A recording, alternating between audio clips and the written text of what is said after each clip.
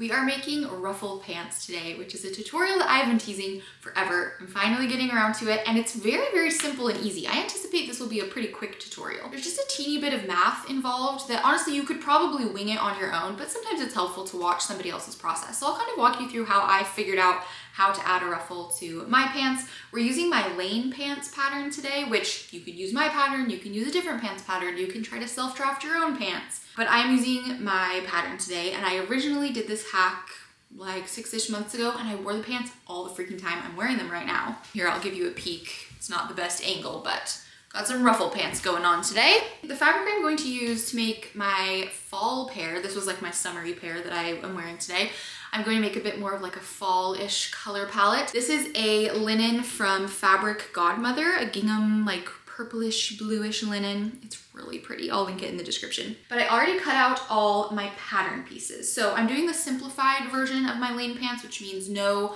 cargo pocket, which is an optional part of the pattern, and no drawstring, which is also optional. But aside from my pant legs that I've cut, I've also cut my pocket bag, which is just for like the slant pockets here in the pants. There's a pocket bag and a waistband. So really you're using 4 pattern pieces. That's it today. And then I'll also walk through the math to figure out the actual ruffle piece that you'll need to cut out. So let me explain what we've done here to this pant leg. It is pretty straightforward. It's just a teeny bit of math. So stick with me if you can. This is the normal pant leg. This is the front pant leg. All of the changes that I'm going to talk about with this one also will be changed on the back pant leg. So do it for both. Make sure you don't forget the back pant leg. The biggest thing we need to do is just shorten this to make room for that ruffle at the bottom. And we're going to shorten it in 2 places. We're first going to shorten it in the center and then also from the hem. And the reason I shorten it in both places is because shortening it from the center kind of gives a cropped look to the pants. So I first want to have that cropped look on my lane pants, but I also want to make room for the ruffle at the bottom. So to get that cropped look in the pants, we're going to pinch out 1 inch from the center of the pant leg. So you can see here, I've made this fold that's kind of like an accordion fold that pinches out 1 inch in the center of the pants. It doesn't matter, honestly, too much where you make that pinch, just kind of somewhere in the middle. And you can see I kind of did mine by this notch that's in the center-ish of the pants. See, there's a notch there. So it's not directly on the notch, but it's pretty close to it. And I just made my fold perpendicular to the grain line. So there's a grain line on the pattern piece here. I made a perpendicular fold to cut out 1 inch from my pants in the center, okay? So there's the center fold. The bottom fold, I am going to fold it up 5.5 inches. You can just blindly trust that fold if you want to. That's perfectly okay. If you want my reasoning for why it's 5.5 inches, basically my ruffle, my finished ruffle is going to be 3 inches in length. The lane pants have a normal hem of 3.5 inches, which is a pretty deep hem. Love a deep hem in a pant. We don't need that because there's a ruffle, right? So 3.5 inches accounts for that hem. And then there will be that 3-inch ruffle at the bottom. So I'm going to take an additional 2 inches off that, which is why there's 5.5 inches at the bottom, 3.5 inches for the hem, 2 inches for ruffle space, and then there's an extra 1 inch taken out of the center, right? That accordion fold we did. So 5.5 inches at the bottom plus the 1 inch accordion fold in the middle accounts for taking that hem away and adding the ruffle. If that doesn't make sense to you, that's totally fine. You can just blindly trust where I cut, or you can cut however much you want off at the bottom and try them on before you add the ruffle to kind of verify what you've cut. You can always cut more, but you can't cut less. If you're scared, just be conservative and you can always cut more off later in the process. Okay, so make sure you make those changes to your pant leg. The other change that I did to my pant leg that is not necessary, but maybe something to think about, the lane pants are quite wide, and my blue pair that I am wearing today, I made no width adjustments to the lane pants, which is fun and I like them, but I'm going to take about 1 inch in from the pant legs just because my personal preference with the ruffle, I feel like it would look better for them to be slightly less wide, which again is completely optional. So how I did that, so this is the bottom of the pant leg at the hem. It's been folded up, right? We did that fold at the inseam side. So this is the side seam. This is the inseam side. At the inseam side, I just measured in about 1 inch and then eased that line up to match the normal line once you get back to the crotch area. So again, that is an optional edit that you can make. I just wanted to mention it because I didn't want to mislead anybody. It's probably not even that noticeable. Okay, so in order to add the ruffles, you're just gonna cut 2 rectangles. Here is one of my rectangles. This is going to make the ruffle of the pants. The way that you find this measurement, or the way that I found this measurement, you need to figure out how long and how wide you want it. Length is very easy. The equation to find the length is you first want to decide how long you want the finished ruffle to be. I felt like 3 inches sounded pretty good. The ones I'm wearing right now were 3.5 inches long, and I thought, let me just make it slightly shorter. I probably wouldn't go too short. I feel like maybe an inch and a half is maybe the shortest I would do it. If you do it that short or shorter, it's gonna be very tricky to do the gathers, but totally up to you, however you wanna do it. You could also do a really long ruffle. So 3 inches is how long I wanted the finished ruffle to be. So take your finished ruffle measurement plus 1/2 inch seam allowance for the gathering at the top, plus 1/2 inch seam allowance for a hem at the bottom. Finished ruffle length plus 1/2 inch plus 1/2 inch equals blah, blah, blah. For me, that's going to be 4 inches. So my length is 4 inches. And then for the width, you're going to need to find the measurement for the bottom of your front and back pant leg. So this is my front pant leg, again, at the bottom. Measure this distance here, which for me was 12 inches, and that also accounts for that bit I cut off, right? So 12 inches for my front pant leg. That measurement for my back pant leg was 13.25 inches. Then you need to subtract 2 inches because of the seam allowance on the side and inseam of the pant leg. That's going to be 1/2 inch 4 times because it will come off the front leg on each side and the back leg on each side. So minus 2 inches for seam allowance of the pant leg. So for me, that final circumference of my pant leg is 23.25 inches. And then you'll take that finished circumference, and for me, I multiplied it by 1.5, which gives me a good ruffle amount, right? Because if you just leave it as is, there's no gathers to the ruffle. It's just like a straight piece of fabric that will be the exact same width as your pant leg circumference. I've found that 1.5 times gives you a pretty good ruffle. If you want it extra ruffly, you could up that. If you don't want it very ruffly, you could down it. I probably wouldn't go less than like 1.3 is probably the smallest gather multiplier, I guess. And I probably wouldn't go more than like 2 times. That would be like pretty ruffly. But again, up to you, however you want to do it. So my pant leg circumference times 1.5 is 34 7/8, I think. Yeah, so I just rounded it up to 35 inches. So my length is 4 inches, my width is 35 inches. And that will give me a pretty decent gather. Also, there will be a bit of seam allowance here, right? When you like connect this circle of fabric, there's gonna be a teeny bit of seam allowance here, probably about 1/2 inch, but I'm just not really adding that in because of the gathers. It's not really gonna make a huge difference. If you want to add an extra 1/2 inch in width here, you can do that. Okay, that's the math. Pretty simple, pretty straightforward. I am just gonna go ahead and make the pants until I get to the point of adding the ruffle. So I'm gonna completely make everything. There will just be an unfinished hem at the bottom. If you want additional help and guidance to sew the actual lane pants, I have a whole in-depth tutorial for that you can follow. The instructions are also very thorough. So we're not gonna do that here. We're just gonna jump ahead to that stage of pants construction.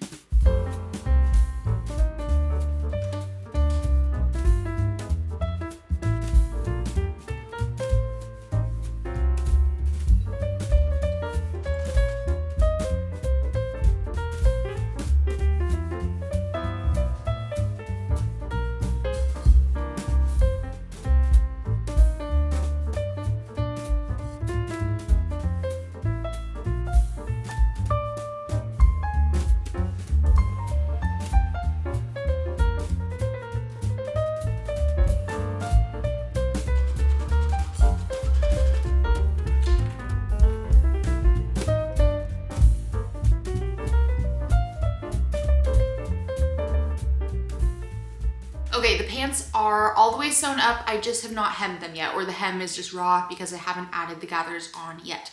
So this is a good place to try the pants on and make sure that kind of the length is working before you add the gathers. So here is what we are working with. I feel like they're honestly perfect. So Things to kind of look out for. You want them to look a bit short right now, right? Because you are going to be adding your ruffle. Like I said, my ruffle will be about 3 inches. There is going to be about 1/2 inch seam allowance coming off of the bottom here to account for attaching the ruffle. I think that these are looking really good. I could potentially cut like a smidge more off of them, and especially if I wanted a very cropped pant, right? Like if I wanted the final length of them to be here, then I would cut like 3 inches off of the end here, but I want them to be a bit more full length. They'll be like slightly cropped, but not super cropped. So yeah, this is a good place to try them on. If you want to cut off more, you absolutely can. And if you feel like they're good how they are, that's great. Hopefully they're not way too short. They shouldn't be. You shouldn't have cut too much off. So worst case scenario, if they're super short, you can, I guess, cut a bigger ruffle.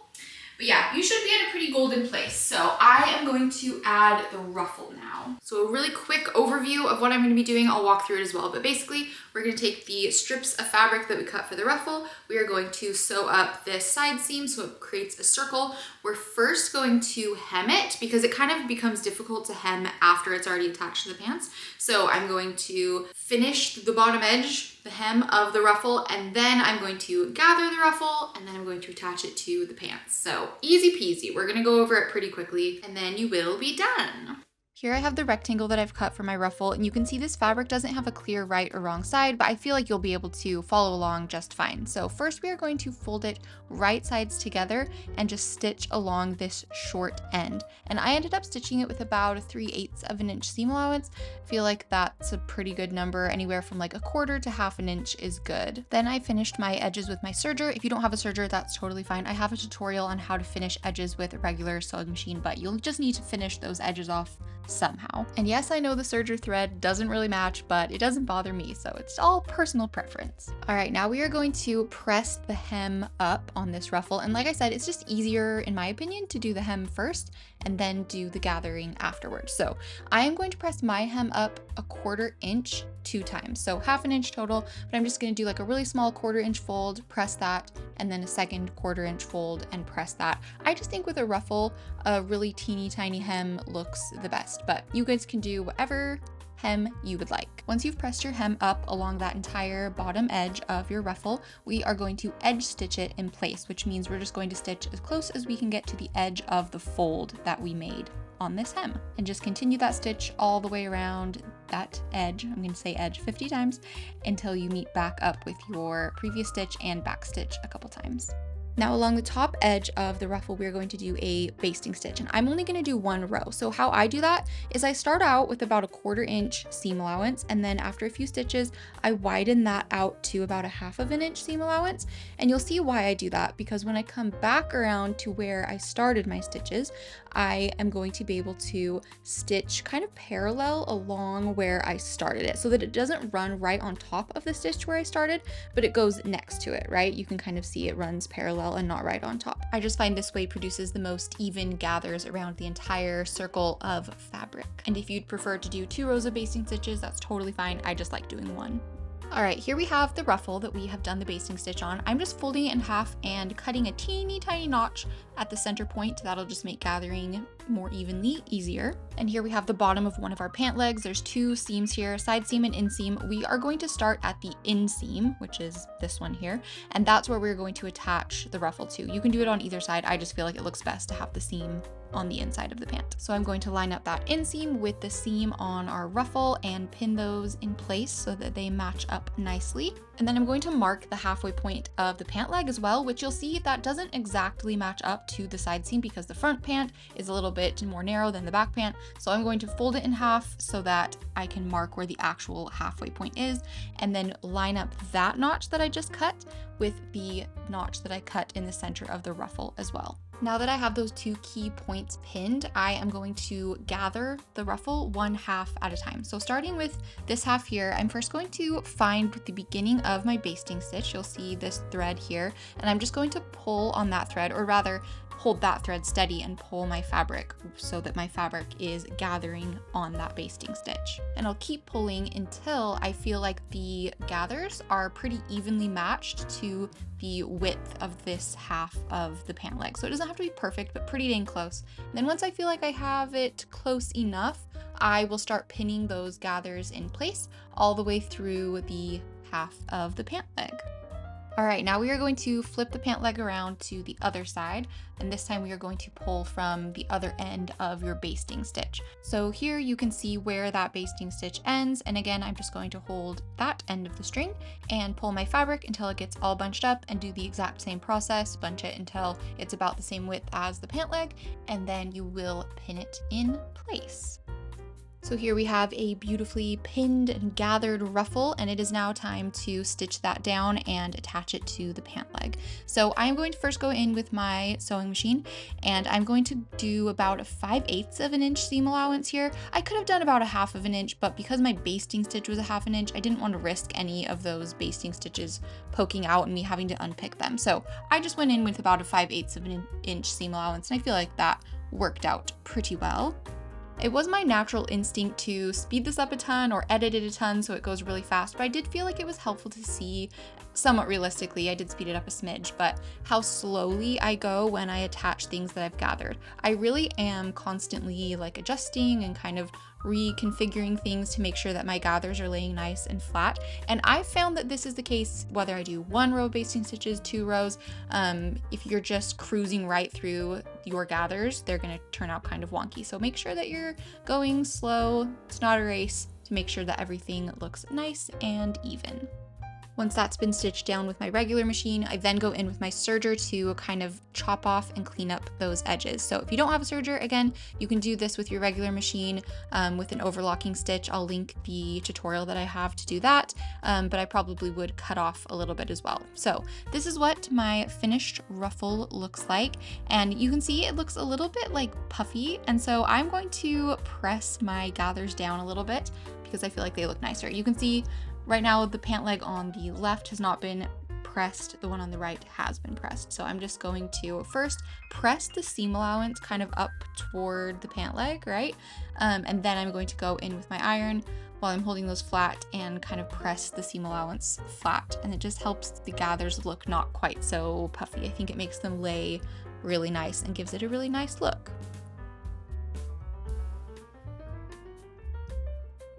All right, pants are all the way done and I feel like they're perfect. I love them so much. I feel like the length is exactly what I would want.